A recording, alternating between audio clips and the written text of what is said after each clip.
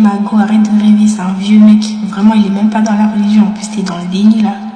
Ma sœur, ne désespère pas.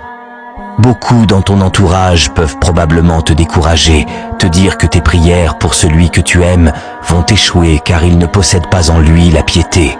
Mais ne désespère pas, car tu invoques celui qui peut tout nous donner, Allah.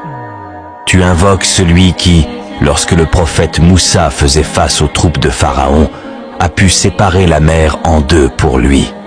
Tu invoques celui qui, lorsque le prophète Ayoub a tout perdu, lui a donné le double de ses biens.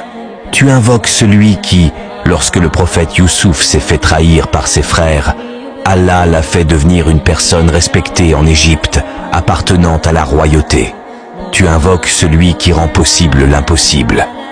Alors ne désespère pas, car si Allah ne voulait pas accepter ta doua, il ne t'aurait pas guidé pour en faire une.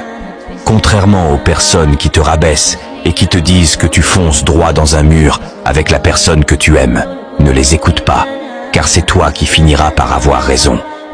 Tu préfères te débarrasser du hors-mariage afin d'aimer cette personne, de loin. La générosité d'Allah dépasse souvent nos espérances. Il se peut que tu demandes à ton Seigneur une étoile alors qu'il te réserve la lune. Il se peut que tu demandes à ton Seigneur une fleur alors qu'il te réserve un paysage entier. Parfois, les gens ne veulent pas entendre la vérité, parce qu'ils ne veulent pas que leurs illusions se détruisent. Ils pensent que tu fonces tout droit dans un mur, alors que tu es la personne qui connaît le mieux son chemin. Car au lieu de finir bêtement dans du hors-mariage, tu pries pour la personne que tu aimes. N'est-ce pas là la meilleure preuve d'amour ?